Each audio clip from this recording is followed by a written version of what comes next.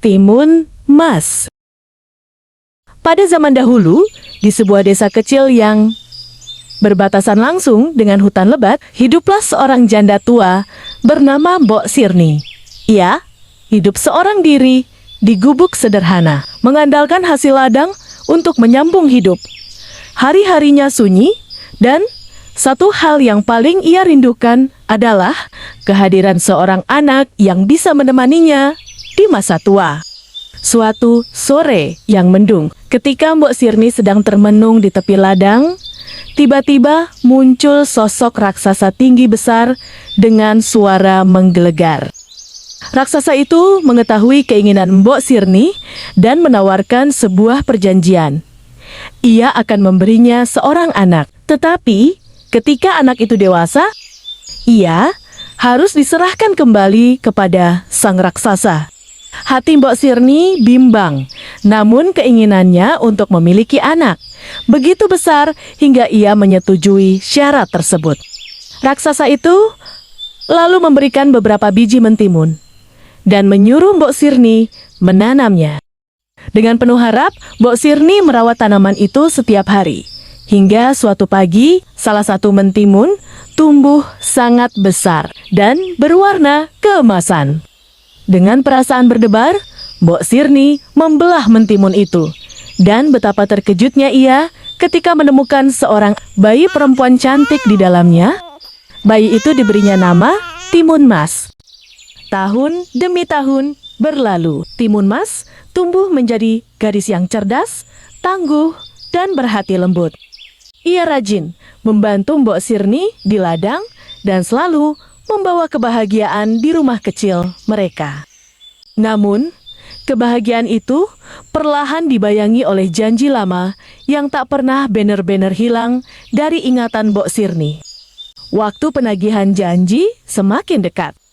Dengan hati gelisah, Mbok Sirni mencari pertolongan kepada seorang pertapa sakti yang tinggal di dalam hutan. Sang pertapa memberikan 4 bungkusan kecil, berisi biji, mentimun, jarum, garam, dan terasi. Ia berpesan agar benda-benda itu digunakan saat Timun Mas dalam bahaya.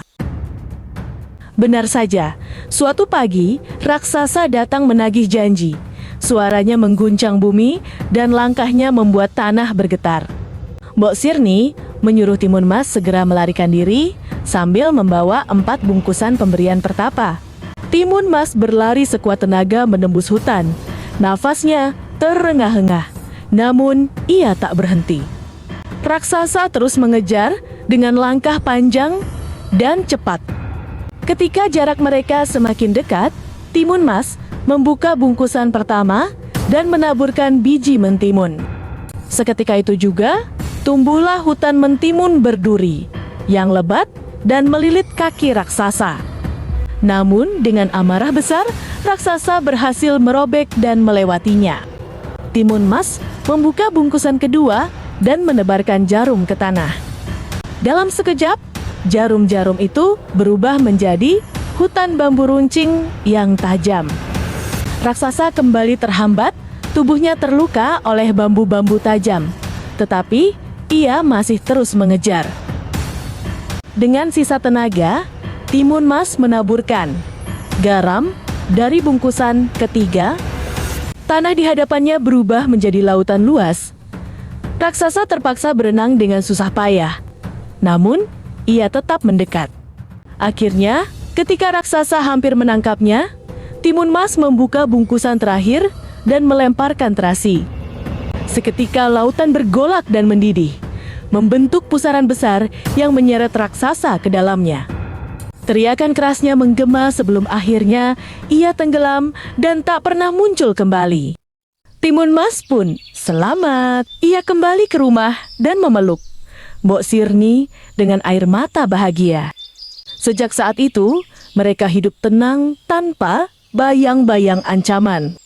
Kisah Timun Mas menjadi cerita turun-temurun tentang keberanian, kecerdikan, dan cinta seorang ibu yang rela melakukan apapun demi keselamatan anaknya.